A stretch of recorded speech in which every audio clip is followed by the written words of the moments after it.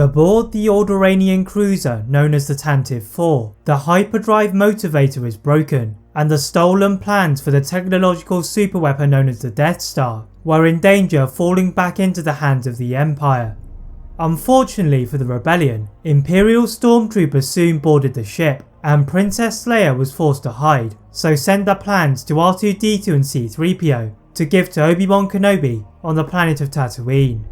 Although the plans were safe, Captain Antilles was killed by the Sith apprentice Darth Vader, and Leia was stunned by Imperial Stormtroopers, then taken into the custody of Vader.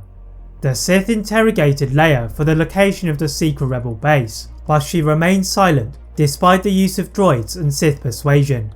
In a demonstration of power, Grand Moff Tarkin used the superweapon to destroy the home of Leia in Alderaan as Vader watched on, with his daughter in pain. But what if Vader found out that Leia was his daughter in A New Hope? What would Vader do in response? How would Palpatine find out? As you're going to realise, the galaxy would look a whole lot different. Darth Vader walked through the corridor of the Tantive IV, brushing aside the rebel officers into the wall, and they joined those who had fallen into the hands of the stormtroopers. The Sith apprentice heard blaster fire from all over the ship and found Leia Organa lying on the floor after being struck by a stun blast. Vader knelt down, feeling the cybernetics straining with the effort, and felt a connection with the captured princess. Vader orders his troopers to do a thorough search of the ship, whilst he brought Leia to the Death Star under the pretense of interrogating her. With the officers elsewhere, Vader reached out into the Force, and Leia was confused until the Sith Lord started to breathe heavier, realising that the woman in front of him was his daughter. Vader should have noticed it the moment he boarded the Tantive IV, as she looked painfully similar to Padme. Against all of his master's teachings, Vader removed his mask piece by piece, and Leia was even more terrified of the charred visage in front of her. Vader's voice was not that of a killing machine, but he had become softly spoken and told Leia that she was his daughter. The rebel princess sat back in the interrogation chair in shock, as she could not believe she had a connection with such a monster, and accused Vader of lies. Leia, however, soon felt an overwhelming chill wash over her, as she got a sinking feeling that Vader was right, and she could use this to help the rebellion. Leia begins to tell Vader that Palpatine had been lying to him, and the Sith apprentice begins to capitulate, writhing on the floor in agony. Leia is unwilling to forgive Vader for all of the crimes he had committed, but would allow him to redeem himself if he could help defeat the Empire. Vader placed his mask back on and motioned Leia to join him and Tarkin. Ensuring that no Imperial officers were around him, Vader ignited his lightsaber and plunged into Tarkin's back before he could use the power of the Death Star, and dragged his body into his quarters to dispose of later. For now, Vader planned on remaining with the Empire and passing on key pieces of intelligence to assist Leia in the rebellion, until he was able to defeat his master, and then allowed Leia to leave in an Imperial TIE fighter. Aboard the starfighter, Leia could not believe her fortune at avoiding death at the hands of the mighty Vader, and she focused on finding the droids on the desert planet of Tatooine. The princess landed roughly in a sand dune, annoyed at the sandstorm disrupting her landing, but staggered out and looked through her macro binoculars to look for any kind of structure. Leia managed to see a small mound hidden amongst the valleys of sand, and slowly ventured towards it. As the hut grew larger and larger, she saw the person she wished to see in Obi-Wan Kenobi. The former Jedi Master looked visibly worn out and greeted Leia into his home. Leia asked if the droids had reached him, and Obi-Wan shook his head, so they headed outside to search for them. On the way, Leia asked Obi-Wan if Darth Vader was really her father, and the Jedi Master turned away in shame as he nodded in acceptance. Leia let out a roar so loud and violent that nearby Jawas began to scuttle, and it had conveniently brought them to the right place. Obi-Wan uses his negotiation skills and is able to take R2-D2 and C3PO for a fair price, just as he sees Luke and Uncle Owen out of the corner of his eye. Owen Lars looks furiously at Obi-Wan, but Leia is intrigued by Luke, sensing a similar connection to which she had had with Vader, and muttered that he must be her brother. Leia gazed at Obi-Wan for answers, and the Jedi repeated that Luke was indeed her brother. Owen was disgusted as all of his attempts to move Luke away from the dark path of his father had been ruined, and Luke was out of his hands. Luke is puzzled, but follows Leia and Obi-Wan to the Jedi Master's hut, where a new stage of his life would begin. Entering Obi-Wan's hut, the Jedi Master walks over to his box and finds a dusty lightsaber buried amongst his possessions.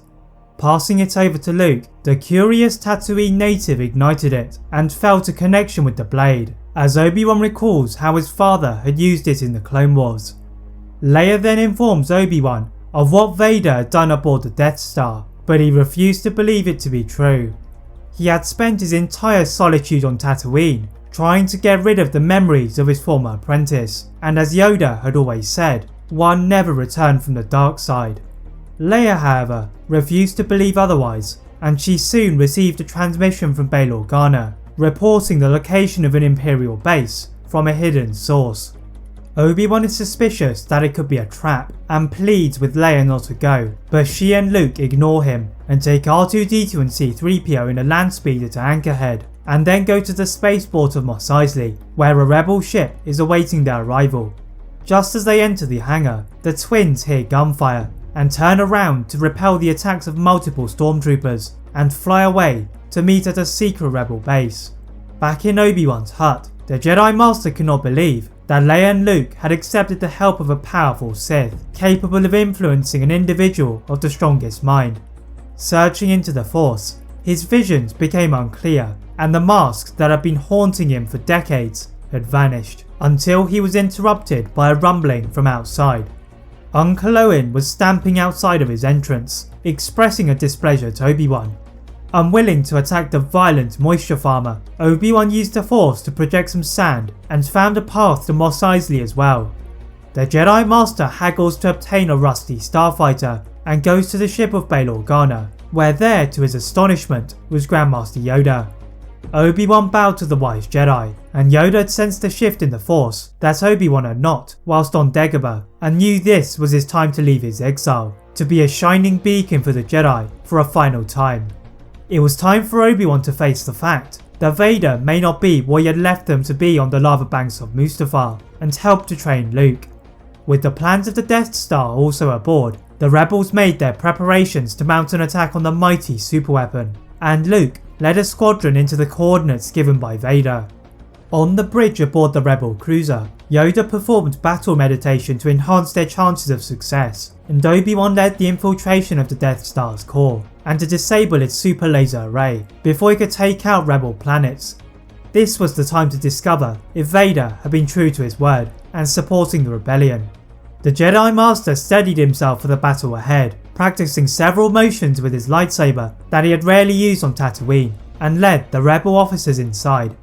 The number of opposing Imperial troopers caused alarm amongst the rebels, but Obi-Wan had the most powerful ally in the Force, and he used it to push two lines of stormtroopers into the hangar walls, breaking their necks with disturbing ease.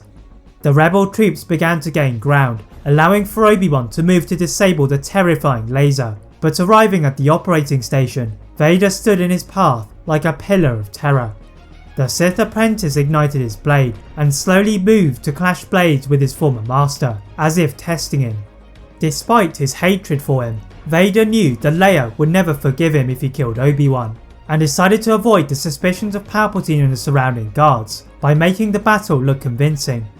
The Jedi Master latches onto Vader's plan, and they dueled through the area, as the operating officers gazed in awe.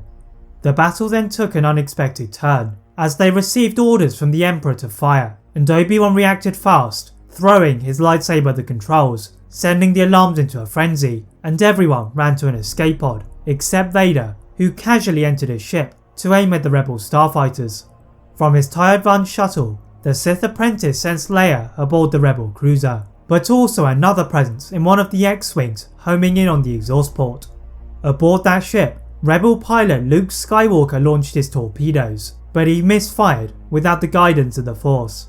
Vader realised that it had been his son, and followed the rebel pilots into the trench, then checked his scopes to ensure no other TIE pilots were around him, before firing his own group of missiles, and detonating the technological terror that his master had longed for.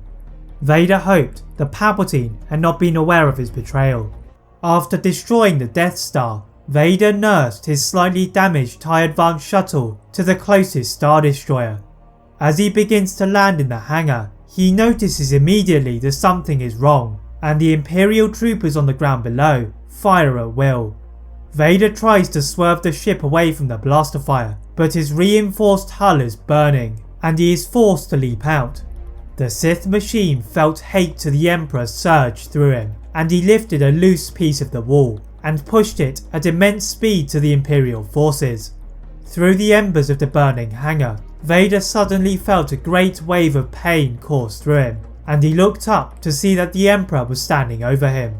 Palpatine did not need to discover that his apprentice had destroyed the Death Star in order to deduce that he had been betrayed, as nothing escaped him. Although he had been quietly impressed by Vader's efforts to overwhelm the troops, the power of the apprentice would always be insignificant to that of Lord Sidious. 2 personal guards take Vader away from the floor and into Sidious's quarters, where he would suffer a prolonged period of pain. Vader later awoke and found himself in a force containment field. Through the corner of his battered mask, he saw Palpatine looking smug atop his throne, and Vader knew that he could not provoke the Sith Master. Although the force field was stopping him from breaking out, he deepened his connection to the Force and reached out to any Force presence outside of the room. From a rebel cruiser, Leia was looking out of the wide bay window with C3PO, R2-D2 and a healing Luke. At the same time, the twins felt the Force poking at their senses and looked at each other, now aware that their father was in trouble. Luke shrugged off the sling he had been equipping and ran to the temporary quarters of Yoda, Obi-Wan and Bail Organa. The 2 Jedi Masters are curious to the dramatic outburst, but they soon get to their feet, hearing the threat to Vader's life. Although Luke had limited training, Yoda knew that Vader would not last long under the watchful eye of the Emperor, and soon he would be replaced by another, perhaps even more powerful Force sensitive. The rebels go to their hangar and use a lightweight freighter to fly to the Star Destroyer, which had been detected by the Alliance fleet, and approaching it slowly, its turrets swiveled and began to fire.